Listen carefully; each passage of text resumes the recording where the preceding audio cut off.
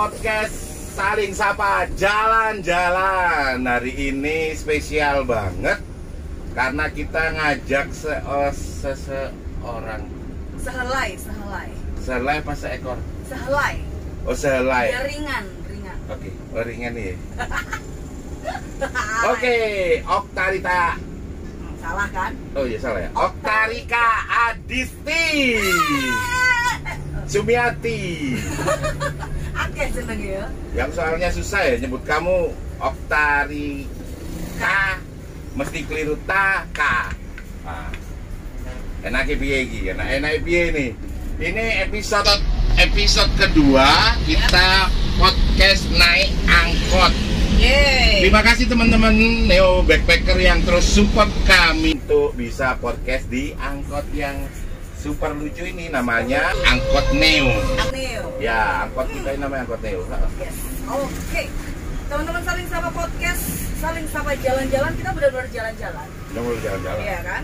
Makanya buat kamu yang belum jalan-jalan, segera jalan-jalan biar kita bisa tetap saling sapa. Kalau dia yang ngomong podcast ini jadi aku nggak laku gitu. Aku ngomong blepetan. Boleh ngopi kan ya? Boleh. Karena laki-laki tuh ngopi. Yoi. Kalau ngopi diangkut hanya sama angkot Neo. Iya dong. Kan? Oh iya dong. Nggak ada lagi. Selain angkot Neo. Satu-satunya angkot di Indonesia yang bisa dibuat podcast. Yes. Betul sih teman-teman. Ya aku sekarang posisinya bicara apa ya, tapi yang pasti ya nggak jauh-jauh lah dari apa yang sehari-hari kita alami. Yang saat ini tengah terjadi gitu ya. Yes. Bahwa apa ya? Sekarang itu teman-teman karena PPKM akhirnya hidupnya kurang cuan. Oh ya. Cuan dan cuan. Kalau dulu banyak sekali istilah COD. Kalau dulu awal-awal apa namanya online digital marketing, oke ya kan? COD ya, cash on delivery. Jadi dibayar waktu udah dikirim. Kalau sekarang yang adalah COD, bener tetap ada COD, tapi apa itu? Cuan or die. Oh, cuan atau mati? Iya, nggak cuan. Mati apa mate? Iya kan? Semua harus mengandung cuan. Yes. Iya kan? Ngomong-ngomong tentang cuan, sekarang ada loh. Dia di Baleo di mana-mana di seluruh Indonesia loh. Itu Mbak yang beda. Oh beda ya? Beda. Oh itu Mbak Cuan ya. Sorry. Kita salah omong. Gak apa-apa sih. Emang kenyataan kan? Memang kenyataan.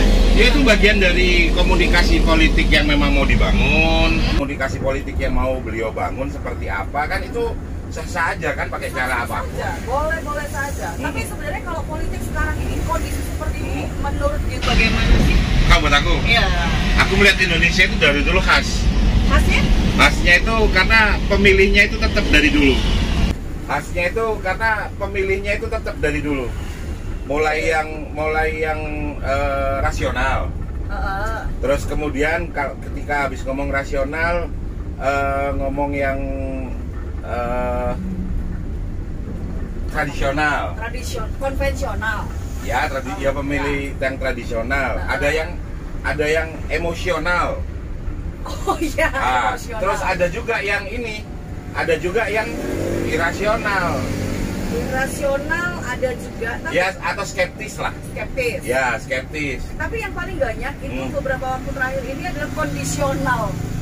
Kondisional, ya itu juga sih masalahnya. Soalnya kita masih belum bisa, sampai hari ini kita masih belum bisa lepas dari yang namanya money politik. Ya itu sebenarnya itu problem kita. Harusnya sudah bisa ini. Harusnya sudah bisa dihilangkan. Ya.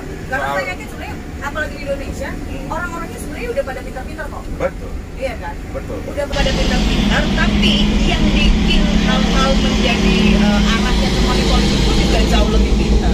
Iya. Kalau kita ngomong politik, akhirnya yang paling bertanggung jawab, yang paling punya tanggung jawab paling besar adalah ya partai politik. Ya. Untuk mencerdaskan warga ini ya dari segala macam yang sifatnya politik, yang paling bertanggung jawab adalah partai politik untuk mencerdaskan rakyat Indonesia. Ya, di Indonesia sejak zaman dulu sampai sekarang itu karena memang pernah dikuasai oleh satu rezim ya kan? Kolonial ya, kolonial sekali itu memang beranggapan bahwa yang namanya politik itu kejam. Yes. Saling sikut sana sikut sini Yeah. cuma jadi alat untuk berkuasa tanpa mau apa ya istilahnya alih-alih mendengarkan aspirasi rakyat sebenarnya buat kepentingan sendiri gitu kan. Karena zaman era itu kolonial. Iya. Kalau sekarang kan kolonial. Yes. Kolonial gitu kan. Secara fundamental, secara fundamental rule ideologinya kan sudah fix, enak gitu loh. Yang membedakan adalah kan yang nafasnya apa, partai itu yang Islam, nasionalis, progresif atau apa. Yang pasti itu sudah keren sebenarnya. Kita tidak lagi bermasalah dengan ideologi apa yang mau dianut, yang mau di ini itu sebenarnya sudah berlalu dan itu keren banget. Ideologinya tetap sama, hanya caranya. Iya. Iya kan? Maksudnya dari gerbong mana mereka itu berasal. Itu di Indonesia sebenarnya modal itu sudah punya. Cuman mereka sama-sama belum punya rule yang sama, spirit yang sama, mau bawa negara ini kemana. Secara visi misi, visinya iya standar lah, ada yang apa? Iya. Visinya sama, misinya yang dipertanyakan. Iya. Dan sayangnya hal-hal yang terjadi pada saat anggaplah pemilu, ya kan? Anggaplah pemilu, kalau kita ngomong politik pasti ending-endingnya juga pasti akan pemilu. Ya. Itu juga sebenarnya menjadi roh awal buat sebuah kebijakan untuk ya kebijakan dan beberapa aturan-aturan yang akan berjalan di satu daerah gitu kan.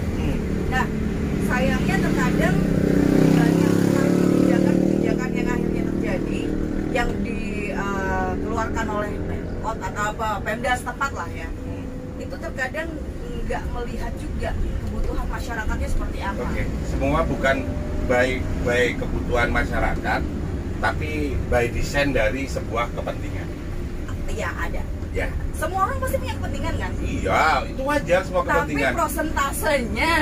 Tapi setiap kebijakan itu harus mencerminkan kebutuhan dari mayoritas rakyat. Betul. Kepentingan rakyat. Kalau ngomong kepentingan rakyat, jujur aja ya, mulai dulu sampai sekarang aku konsisten. Ketika ngomong kepentingan rakyat yang mana? Jujur, rakyat yang miskin, rakyat yang tertindas, rakyat yang tidak mendapatkan keadilan secara ekonomi, pendidikan, kesehatan dan lain-lain. Ya. Tapi juga yang sering dilupakan adalah sering dilupakan dan tapi sekarang sebenarnya sudah mulai ada perubahan untuk ini ya. Itu adalah kekuatan anak muda. Oh ya. Karena anak muda sebenarnya memang data kita punya kekayaan itu. Sangat. Aset anak muda itu keren gitu. Yeah. Dan sayangnya anak muda kalau kita balik lagi ngomongin politik masih ada underestimate terhadap politik walaupun banyak anak muda yang sekarang udah mulai belajar tentang politik. Ya, tapi nggak salah juga karena itu tadi balik lagi partai politik itu sudah dalam tanda kutip gagal gitu loh untuk memberikan sebuah edukasi. Ya. Karena apa? Ya nggak salah juga karena partai politiknya tidak menciptakan sebuah sistem yang berkelanjutan. Ya, betul. Jadi partai ini punyanya Bapak Anu, partai ini miliknya Ibu Anu, punyanya Tuan Inu, Tuan Anu. Ya, dan jadi masih mencerminkan orang. Kalau di partai politik itu pasti cari cuan. Iya, balik lagi. Asumsi umumnya begitu. Ya. Walaupun sebenarnya secara personal ya, secara umum enggak semua sebenarnya. Jadi berpolitik itu bagian dari sebuah apa ya?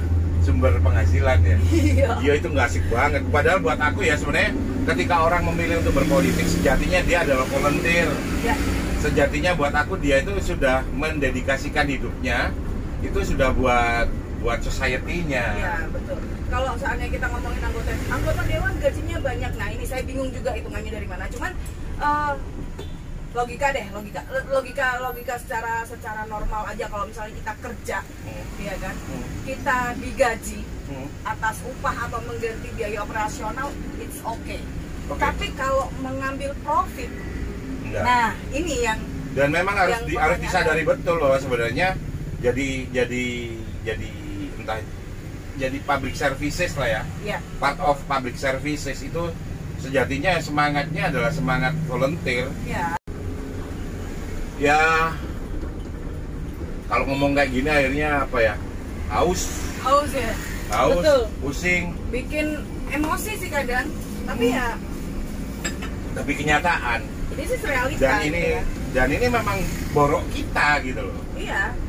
Ya ayo mau nggak disebutkan. mau, suka nggak suka ya emang kenyataannya kita masih seperti itu. Iya, kalau ngomongin soal borok, luka, ya kan? Mungkin semua masyarakat di dunia kan ini ya, maksudnya sedang terluka saat ini. Baik secara raga maupun jiwa, karena semangat, ada pandemi dan lain, akhirnya balik lagi soal cuan or die itu tadi. Tapi menurut seorang Taufik Saguanto yang sudah lama sekali menjadi seorang entrepreneur ya, seorang pemulung kreatif. Iya. Nah, kira-kira pandemi ini kapan? Jadi kalau ada juragan 99, ini pemulung 99. Yoi. Pemulung triple nine. Triple malah ya. Triple Oh, malah. keren. Maaf ya, Mas juragan Mas Juragan. 99. Gak ada niat apa sih, emang asli pemulung, gak apa-apa kan ya. Tapi triple nine. Tapi triple nine. Iya loh. Yoi.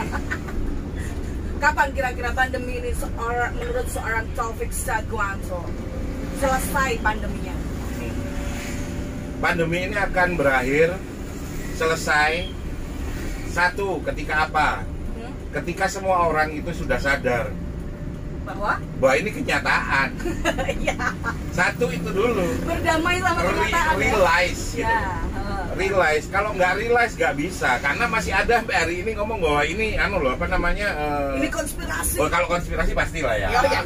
Konspirasi lah ya. Ketika sudah ada virus kemudian ada yang jual vaksin ya itu ya Jual obat. itu konspirasi lah ya. Oke. Cuman balik lagi lah. Kita realize bahwa ini memang ada gitu. Itu pertama. Kedua, mulai buat antisipasi yang tidak hanya bersifat standarnya kesehatannya. Oke. Buat antisipasi yang komprehensif. Oh, waduh. Di mana komprehensif, Iya, di mana- preventif, kreatif, agresif. ya agresif kamu lah kayak. Kalau saya agresif, Oh, gitu ya, pakai P. pakai P. Bukan Agak pakai M. agresif, agak rese tapi sip. Oh. Oke. Baru ini. Ya. Buat aku ya itu setelah itu ya kemudian ya sadari betul bahwa ketika sebuah standar atau sebuah protokol itu dilakukan pasti ada efeknya. Pasti. Kayak misalnya Antisipasinya itu yang harus lebih kreatif buat. Ya mungkin kalau misalnya kemarin ini ketika masker akhirnya pada akhirnya sekarang menjadi sebuah lifestyle, ya kan? Masker, tapi orang ketika misalnya ada yang bagi-bagi masker gratis masih aja ngomong, mbok ya dibagi itu nasi, dibagi itu uang, masker ya. Sejatinya ini balik lagi kayak omonganku tadi di awal. Dengarkan apa yang dibutuhkan oleh rakyat. Betul. Akhirnya ya policy yang dibuat itu adalah policy yang efektif karena memang sesuai dengan kebutuhan rakyat. Jadi istilahnya Dan balik lagi ya, vulgar ya, ketika ngomong rakyat mana? Rakyat miskin. Rakyat yang masih belum bisa dibilang sejahtera, gitu kan? Yo. Apapun yang terjadi di Indonesia, saya cinta Indonesia. Itu sebuah ya sudah repot ya. Karena kita nggak ada pilihan, kita itu nggak bisa memilih bapak kita siapa, kita lahir di mana. Kalau aku boleh memilih, ya aku pasti memilih, kamu tahu lah. Apa? Nggak di sini. Mau di mana? Mau di Korea? Enggak. Ikut BTS? Maksudnya kamu nggak usah emosi gitu. Tolong. Mentang aku hitam kayaknya nggak pantas banget jadi orang Korea ya. Enggak. Bukan soal orang. Maksudku kalau sama Indonesia itu ketika ngomong Indonesia itu ya itu sebuah takdir. Ya. Yang nggak bisa aku bisa tuker, aku minta request itu nggak bisa. Intinya adalah semangat kenusantaraan sih ya. Ya, tanah air itu sudah pasti, itu harga mati. Kita nggak bisa kita memilih ya Tuhan lahirkan aku di mana, ibuku siapa, bapakku, nggak bisa. Dan ketika itu terjadi pun teruji juga. Kita ngomong cinta tanah air, gimana kita mau cinta kalau tanahnya ngontrak, airnya beli? Aku itu sampai lupa Apa? saking emosinya dari awal. Kenapa? Aslinya tadi itu kamu aku undang ke podcast ini ya bagian juga untuk tahu gitu loh, keseharianmu kan ya, kamu MC, kamu seorang pelaku public speaking, kan mestinya ya ada sesuatu yang mungkin bisa di-share ke teman-teman yang stay di podcast Saling Sapa jalan-jalan naik angkot ini. Malah aku ngajakin kamu, malah kita ngomong ngelantur dan ya tapi nggak apa-apa sih. Intinya podcast itu ngalir lah, kayak sungai yang berakhir di laut. Oke. Ya, betul. Nah, ini kamu bisa cerita tentang keseharianmu, ya bicara tentang apa gitu. Bicara tentang apa ya? Kalau sekarang ini karena memang dasarnya secara background saya memang sudah di zona public speaking udah hampir 20 tahun sih. Wow. Ya. Enggak. Jadi kelihatan tuanya, cuy. 20 hari maksudnya. Salah teman-teman. Saling Sapa ya. Maksudnya 20 hari. Jauh alat. Aku ya kaget kok ketika kamu ngomong 20 tahun aku. Tuhan ya. 20 hari maksudnya. Enggak, tapi yang pasti mungkin akhirnya saya melalui beberapa fase pergerakan anak muda ya. Oke. Ya kan? Oke. Pergerakan anak muda anggaplah mulai saya saat SMA itu yang banyak sekali anak muda yang waktu itu banyak sekali menjadi aktivis. Oke, aktivis. Aktivis secara real ya, demo ya, berani bersuara secara nyata, terus kemudian bergerak, ya kan? Berani punya sikap. Ketika setelah 5 tahun terakhir ini yang ada anak muda tetap bergerak. Saya tidak bilang anak muda nggak bergerak, anak muda pasti tetap bergerak. Hanya saja arahnya mau kemana nih bingung. Arahnya ya sekarang itu ke apa ya? Awak dewe tahu gue bayangan. Ya nggak apa-apa sih, itu hiburan lah ya. Ya nggak apa-apa. Yang penting kita tahu lah bahwa kita itu bahwa anak-anak muda itu sebenarnya ya agent of change ya. Betul, agent of change. Iya, perubahan tuh di mereka sih, nggak mungkin tua-tua kayak kita ini ya sudah. Ya kalau misalnya ngomongin agent of change, kalau dulu ketika anak muda berusaha untuk bersuara, bersikap, ketika semakin ditentang dia akan semakin frontal. Oke, iya kan? Itu Dulu, cirinya. Ya, cirinya gitu, cirinya. Tapi sekarang semangat kefrontalan itu. Karena kata Bung Haji Roma Irama, darah muda, darahnya para remaja. Itulah.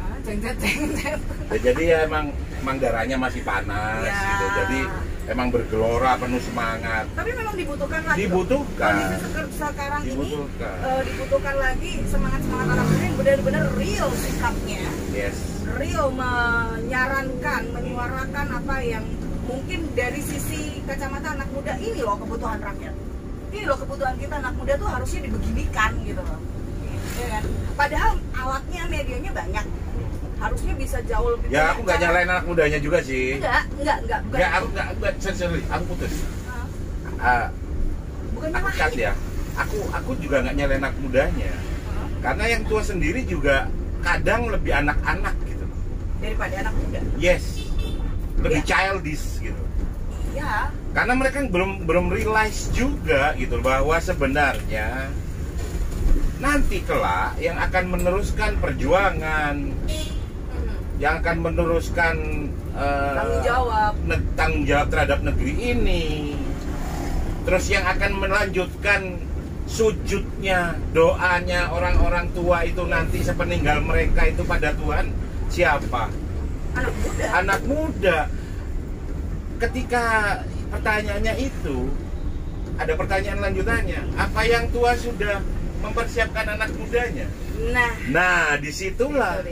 Ya kan? Ya. Berarti kita ini tergolong muda apa tua sih? Kalau saya sih berhenti di umur 30 sih. Saya masih memilih tetap di angka 27. Iya, ini kan pas kan siap untuk merit kan kita. 27 sama 30. Pantas untuk merit dong. Kenapa Selisih 3 tahun iya sih, ngapain sih ya? Wes.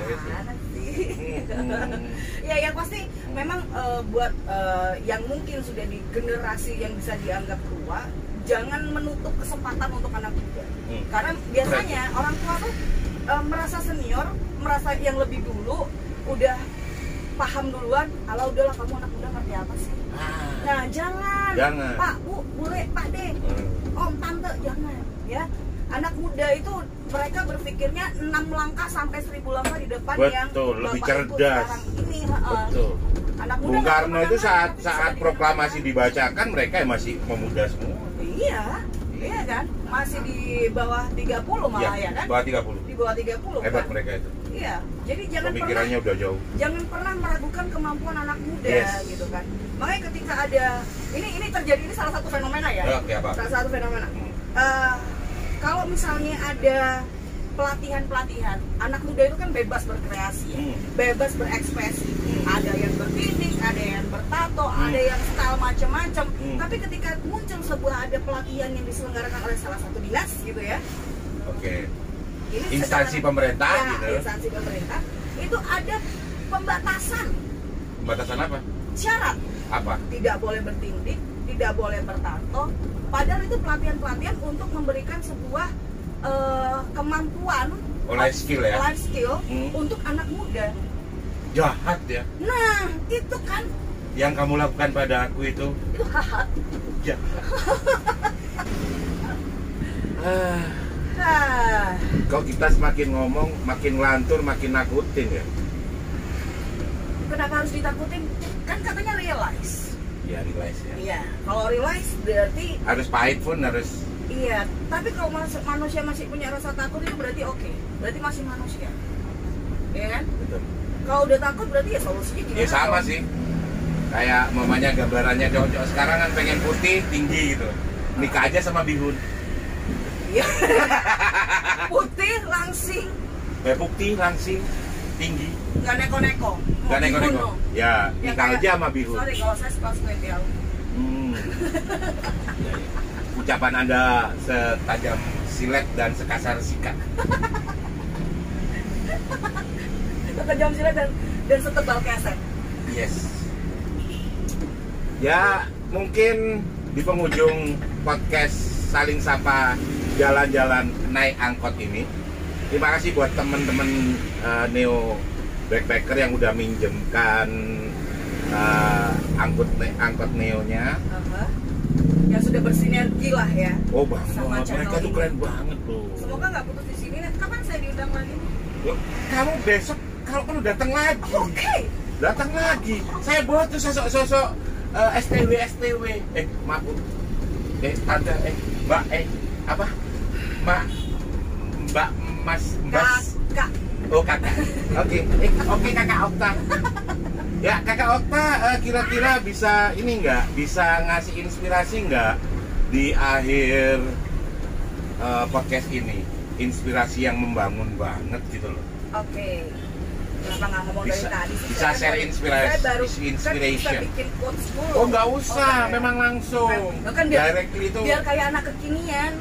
Ya kan, yang selalu hidupnya antara senja, kopi, dan cinta. Ya kan, anak muda kan gitu. Iya. Kita lebih dari itu. Oh, iya. Kita udah dewasa. Yang pasti menjadi muda, menjadi tua itu takdir. Tapi kalau misalnya menjadi manusia yang punya kemampuan untuk terus berusaha, itu pilihan.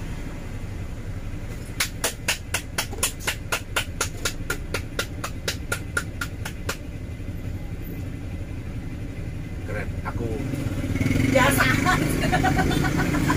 Biasa aja.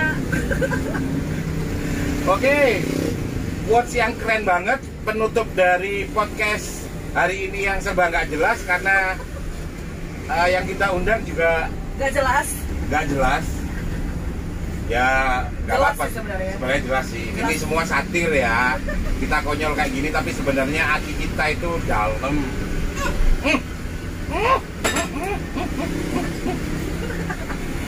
Oke, thank you. Thank you ya. Saya sudah diajak Udah hadir. jalan-jalan. Jangan lupa nanti hadir lagi. Oh iya.